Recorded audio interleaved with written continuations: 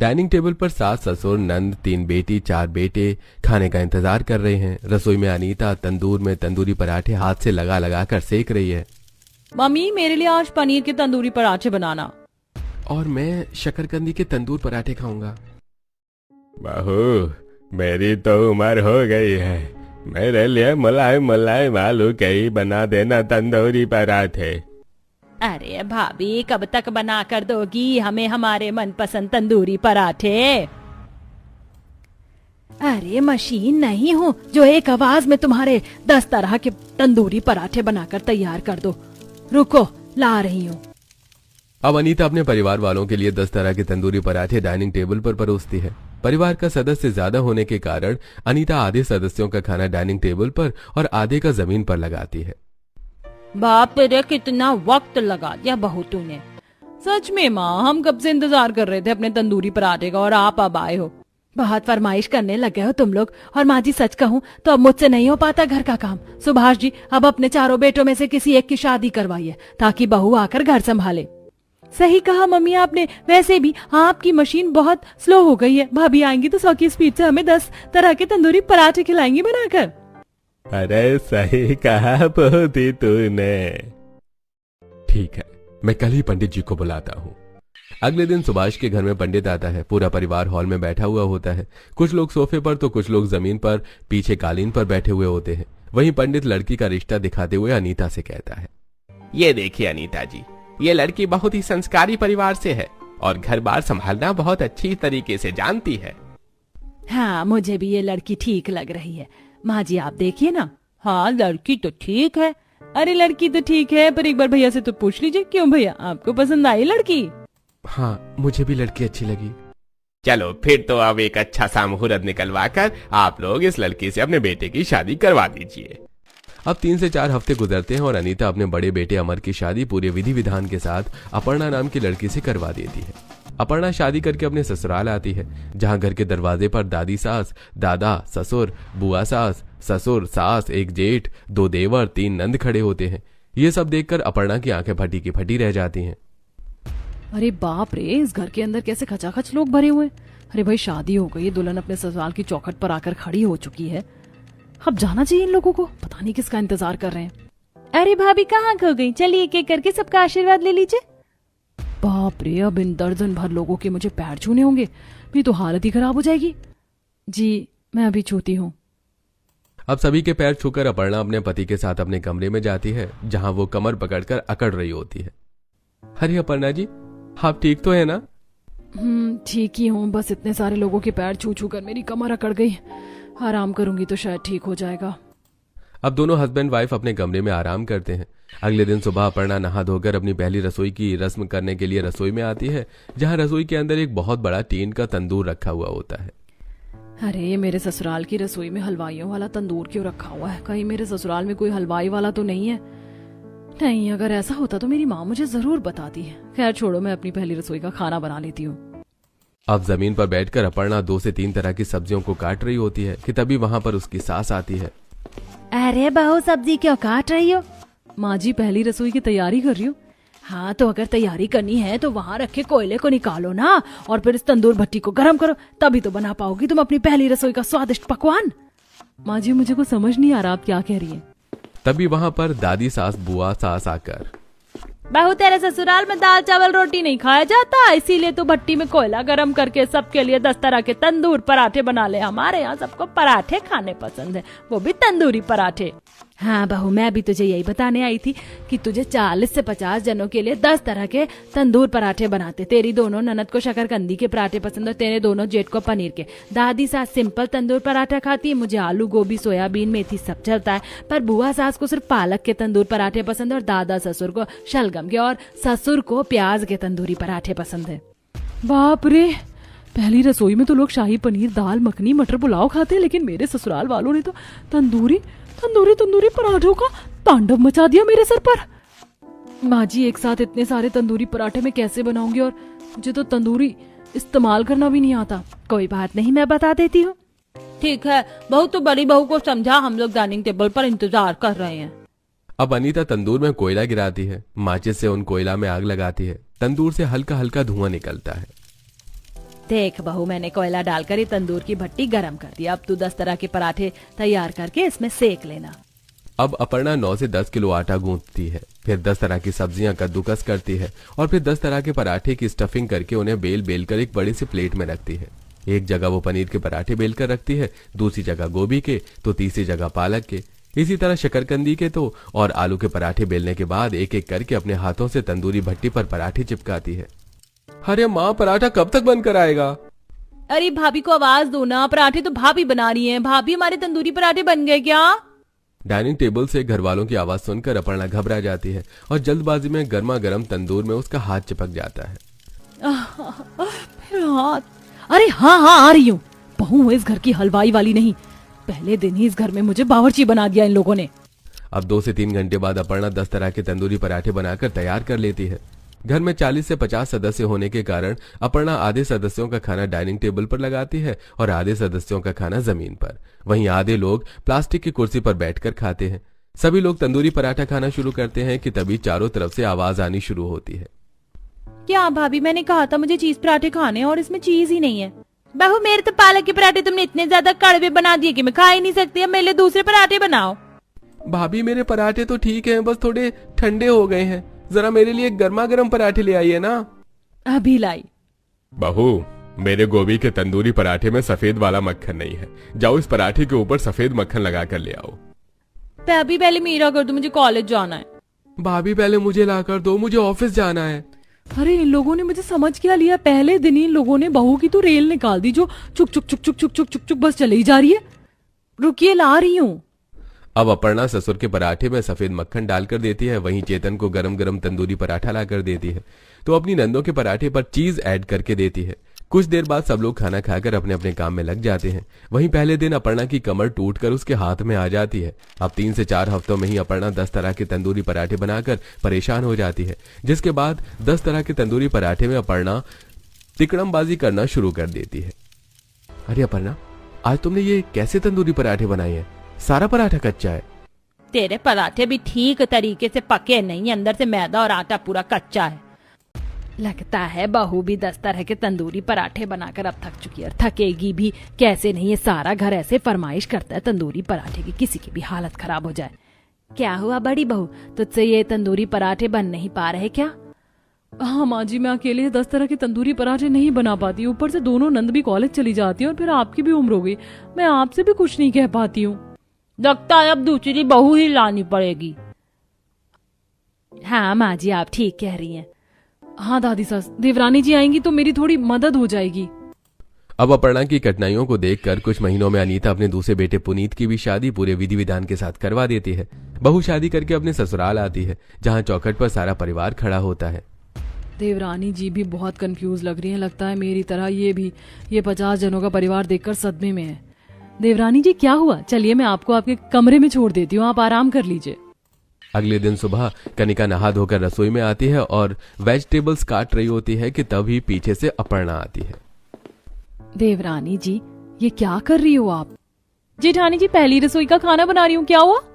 अरे वाह, ये तो बहुत अच्छी बात है, पर सब्जियां मत काटो, क्योंकि सब्जी नहीं पराठे बनाने होंगे तुम्हें तुम्हारी पहली रसोई में, वो भी तंदूरी पराठे, 50 जनों के लिए 10 तरह के। क्या पराठे, वो भी तंदूरी? पर मैं तो एक इटालियन डिश सीख कर आई थी अपनी पहली रसोई के लिए। अगर पहले पता होता तो मैं पराठे बनाना सीखती। मुझे तो पराठे बनाना ही नहीं आता। क्या नहीं आता? हे भगवान, मुझे लगा था तुम मेरी मदद करोगी। कोई बात नहीं, मैं फोन में देखकर सीख लूंगी, थोड़ी आप मेरी मदद कर दीजिएगा। अब जेठानी के साथ कनिका आलू, गोभी, मटर, पनीर, पालक, चुकंदर, गाजर, लोबिया जैसी सब्जियों को कद्दूकस कर लेती है और फिर बड़ी परात में आटा गूंथती है और फिर अपनी जेठानी के साथ 10 तरह के पराठे बेल बेल कर रखती रहती है। देवरानी जी, 10 तरह के पराठे बेलकर तैयार हो गए। अब एक काम करो, आप तंदूर की भट्टी में इन सबको सेक लो। जी ठीक है। अब कनिका 10 तरह के पराठे को सेक कर स्लैब पर रखने लगती है। बाप रे, क्या मुसीबत है जेठानी जी, मैं तो पसीने से पूरी चिपचिपी हो गई इस तंदूरी पराठे को बनाते बनाते। तभी डाइनिंग टेबल पर सभी लोग आवाज देते हुए, अरे भाभी, कब आएगा हमारा तंदूरी पराठा बनके? अरे परिवार वाले तो बुलाने भी लग गए। चलिए जेठानी जी, लगभग तंदूरी पराठे बन गए, डाइनिंग टेबल पर परोस देते हैं। अब कनिका अपनी जेठानी के साथ आकर सबको 10 तरह के तंदूरी पराठे सर्व करती है। कुछ लोगों को कनिका जमीन पर पराठे परोसती है, तो कुछ को डाइनिंग टेबल पर, तो कुछ को कुर्सी पर। बहू मेरे शक्करकंदी के पराठे दे दे, पहले मुझे बहुत तेज भूख लगी है। अरे बहू, मेरे आलू के पराठे कहाँ हैं? जमीन पर बैठे लोगों को बाद में देना, पहले मुझे दे दो। हाँ हाँ बस अभी देती हूँ। देवरानी जी आप वहाँ दे दीजिए, मैं इस तरफ खुद देख लेती हूँ। कनिका, इसमें मेरे सोयाबीन के तंदूरी पराठे नहीं है। अरे पर मैंने तो यहीं पर रखा था, लगता है डाइनिंग टेबल पर रखा है, अभी देती हूँ। अब कनिका जमीन से उठकर डाइनिंग टेबल के पास आती है और वहां से पराठे लेकर अपने पति को देती है। इसी तरह कभी जमीन पर तो कभी डाइनिंग टेबल पर तो कभी कुर्सी पर बैठे सदस्यों को भाग भाग कर कनिका और अपर्णा सबको 10 तरह के तंदूरी पराठे खिलाती है। इसी तरह शाम को लिविंग रूम में बैठी कनिका और अपर्णा, जेठानी जी ये लोग कितने तंदूरी पराठे खाते, मेरी तो उंगलियों में दर्द हो गया पराठे सेकते सेकते। देवरानी जी अभी तो आपका पहला दिन है, ये लोग तो तीनों टाइम 10 तरह के तंदूरी पराठे खाते हैं। अरे तुम दोनों बहू आराम कर रही हो पराठा बनाते बनाते, जाकर देखो रसोई कितनी गंदी हो गई है, जाकर सारे जूठे बर्तन धो लो और फिर उसके बाद हॉल भी साफ कर देना। हमारी सास का बस चले तो वो हमें चैन से ऑक्सीजन भी ना लेने दे, बस धोने ही जा रहे थे बर्तन माँ जी। अब कनिका और अपर्णा मिलकर सारे झूठे बर्तन धोती हैं, फिर हॉल को साफ करती हैं कि तभी वहां अनीता आती है। अरे तुम दोनों से अब तक झाड़ू नहीं लगा, रात के खाने की तैयारी नहीं करनी है क्या? और सुनो, आज रात में 10 तरह के दूसरी सब्जियों के तंदूरी पराठे बनाना और 10 तरह की चटनी भी साथ में। माँ जी सब्जियां फिर तो लानी होंगी क्योंकि सब्जियां खत्म हो गई हैं। ठीक है फिर ले आओ और जल्दी करो क्योंकि 10 तरह का तंदूरी पराठा बनने में भी बहुत टाइम लगता है। अब कनिका अपनी जेठानी के साथ बाजार आती है और 10 तरह की अलग सब्जियां खरीद कर घर लेकर आती है और फिर रात के खाने में भी दोनों देवरानी जेठानी 10 तरह के तंदूरी पराठे बनाकर चटनी बनाकर सबको खिलाती हैं। सबके खाना खाने के बाद कनिका बेडरूम में अपने पति से, पुनीत तुम्हारे घर वाले पराठे के सिवा कुछ और नहीं खा सकते क्या? 10 तरह के पराठे बनाना, वो भी तंदूरी पराठे, तुम जानते हो कितनी बुरी हालत हो जाती है। अच्छा कोई बात नहीं, अभी तुम नई हो इसलिए तुम्हें दिक्कत हो रही है, धीरे धीरे तुम्हारी आदत पड़ जाएगी। मुझे लगा था मेरे हस्बैंड मेरी हेल्प करेंगे, पर ये तो ससुराल वालों की बोली ही बोल रहे हैं। अब इसी तरह कनिका और अपर्णा अपने ससुराल वालों को 10 तरह के तंदूरी पराठे खिलाकर बहुत परेशान हो जाती है। देखते ही देखते 6 महीने गुजरते हैं और दोनों ही देवरानी जेठानी प्रेग्नेंट हो जाती हैं। घर में खुशी का माहौल होता है, सारा परिवार एक साथ लिविंग रूम में बैठा होता है। मुझे तो सुनकर बहुत खुशी हुई कि अब मैं परदादी बनने वाली हूँ। ऐसी खुशी में तो बहू गर्मा गर्म 10 तरह के तंदूरी पराठे खिला दे तो और मजा आ जाएगा। अमर जी बोलिए ना माँ जी को आज खाने में कुछ और खा लेते, तंदूरी पराठे तो हम रोज खाते हैं। माँ मैं क्या सोच रहा हूँ कि आज इतना खुशी का दिन है तो हम खाने में कुछ और खा लेते हैं। कोई जरूरत नहीं है, हमारी सारी खुशी तंदूरी पराठे में ही छुपी, हम तो वही खाएंगे। ये सुनकर दोनों ही देवरानी जेठानी मुंह चमकाती हुई रसोई में आती हैं। देखा देवरानी जी कैसे हमारे घर वाले हमारी प्रेगनेंसी की बात सुनकर भी हमसे इतना मेहनत वाला काम करा रहे हैं। हाँ जेठानी जी, मुझे तो लगा था कि प्रेगनेंसी की खबर सुनकर हमें आराम करने को मिलेगा, पर यहाँ तो सारा पासा उल्टा पड़ गया। अब इसी तरह अपनी प्रेगनेंसी जैसी हालत में भी कनिका और अपर्णा अपने घर वालों को 10 तरह के तंदूरी पराठे बना बनाकर खिलाती रहती हैं। देखते ही देखते उनका 8वां महीना आ जाता है और उनका पेट अधिक बाहर निकल जाता है, जिससे उन्हें उठने बैठने चलने में भी काफी कठिनाइयों का सामना करना पड़ रहा था। लेकिन ऐसी हालत में भी घर वाले तंदूरी पराठा खाने से बाज नहीं आ रहे थे। इसी तरह एक दिन 8वां महीना होने के कारण कनिका ठीक तरीके से झुककर तंदूरी में पराठे नहीं सेक पा रही थी, वहीं अपर्णा भी पेट बाहर निकलने की वजह से ज्यादा देर तक पराठे बैठकर नहीं बेल पा रही थी। जेठानी जी मैं बहुत कोशिश कर रही हूँ, पर प्रेगनेंसी का 8वां महीना होने के कारण मैं ये पराठे तंदूर में नहीं चिपका पा रही हूँ। ऊपर से इसमें बहुत गर्माहट निकल रही, मेरा शरीर जल रहा है। देवरानी जी मैं तो खुद पराठे नहीं बेल पा रही हूँ, पेट पर बहुत जोर पड़ रहा है। तभी पीछे से उनकी सास वहां आकर, अरे तुम दोनों देवरानी जेठानी से अभी तक पराठे बनकर तैयार नहीं हुए क्या? माँ जी प्रेगनेंसी का 8वां महीना चल रहा है इसलिए पराठे बेले नहीं जा रहे हैं। हाँ माँ जी मुझसे भी पराठे सेके नहीं जा रहे, झुकने में भी बहुत दर्द हो रहा है पेट में। आज हम आप लोगों के लिए कुछ और बना दें? कोई जरूरत नहीं है, सब पराठे ही खाते, कितनी बार बताएं। और हम भी तो बनाते थे अपने टाइम पर तंदूरी पराठे, तुम तो 10 तरह के बना रही हो, हम तो 50-50 तरह के बनाते थे और 9वां महीना चल रहा था हमारा। ये सब छोड़ो, आज घर में कुछ मेहमान आ रहे हैं तो पराठे थोड़े ज्यादा बनाना। ठीक है माँ जी। अब अपनी सास की बातें सुनकर देवरानी जेठानी की आंखों में आंसू आ जाते हैं। इसी तरह अगले दिन कनिका और अपर्णा देखती है कि तंदूरी पराठे बनाने के लिए कोयला खत्म हो चुका है। ये बात आकर वो सबसे कहती है, अरे तो क्या हो गया, कोयला तो बाजार में भी मिल जाता है। बुआ सास मिल तो जाता है पर बाहर तेज बारिश हो रही, मौसम बहुत खराब है। अरे तो क्या हो गया बहू, चाहता ले और चली जा कोयला लाने। हाँ बहू चली जाओ, क्योंकि बारिश के मौसम में तंदूरी पराठे खाने के अलग ही मजे हैं। अब अपनी सास की बातें सुनकर दोनों देवरानी जेठानी बारिश में भीगती हुई छाता लेकर कोयले की दुकान से कोयला खरीदती हैं और उसे घर लेकर आती हैं और फिर पराठे बनाकर सबको खिलाती हैं। तभी उस रात सबके सो जाने पर कनिका और अपर्णा हॉल में अपने पतियों से, सुनो पुनीत, अब ऐसी हालत में हमसे काम नहीं होता। तुम अपने घर वालों को क्यों नहीं कहते हो कि वो नौकरानी रखें? हाँ देवर जी, अमर जी, या तो आप लोग नौकरानी रख लीजिए या तंदूरी पराठा खाने पर कंट्रोल कीजिए। हमारे शरीर से रूह निकल चुकी है तंदूरी पराठा बनाते बनाते। अब अगले ही दिन दोनों ही भाई अपनी माँ से इस बारे में बात करते हैं। अच्छा, अपनी पत्नियों की सिफारिश करने के लिए आया मेरे पास, पर कह देना अपनी पत्नियों से कि ड्रामे करने से कुछ नहीं होगा, क्योंकि काम तो नहीं करना पड़ेगा। अब अपनी माँ की ऐसी टोन सुनकर दोनों ही भाई कुछ नहीं कर पाते और फिर पत्नियां भी चुप रह जाती हैं। देखते ही देखते दोनों ही बहू का 9वां महीना आ जाता है और एक दिन अपर्णा तंदूर की भट्टी पर तंदूरी पराठे सेकने के लिए एक बड़ा टेबल लगाती है ताकि वो आसानी से तंदूरी से पराठे सेक पाए। लेकिन टेबल पर खड़ी होकर अपर्णा जैसी भट्टी के अंदर हाथ डालती है कि तभी अपर्णा का बैलेंस बिगड़ता है और अपर्णा का आधा शरीर भट्टी के अंदर जा गिरता है। कनिका भागकर अपर्णा को खींचने की कोशिश करती है। जेठानी जी, क्या हो गया जेठानी जी? घर वाले सब कहाँ हैं? जल्दी से रसोई में आइए, क्या हो गया? सभी घर वाले रसोई में आते हैं और अपर्णा को बाहर निकालते हैं और उसे डॉक्टर के पास लेकर जाते हैं। बहुत ही अफसोस के साथ कहना पड़ रहा है कि अपर्णा जी का बच्चा मिसकैरेज हो गया है और साथ ही उनके शरीर पर जलने के काफी गहरे निशान आए हैं। क्या किसी आग की भट्टी पर अपर्णा जी खाना बनाती थी? बनाते नहीं थे, जबरदस्ती बनवाया जाता था, जिसके कारण मेरी जेठानी जी की ये दशा हुई। आज अपने ससुराल वालों की वजह से मेरी जेठानी जी अपना बच्चा खो बैठी। अरे देखिए जेठानी जी की शक्ल की तरफ, देखिए कैसे गहरे जख्म आए उनके चेहरे पर। वहीं बेड पर लेटी अपर्णा की आंखों से झरझर आंसू बह रहे होते हैं।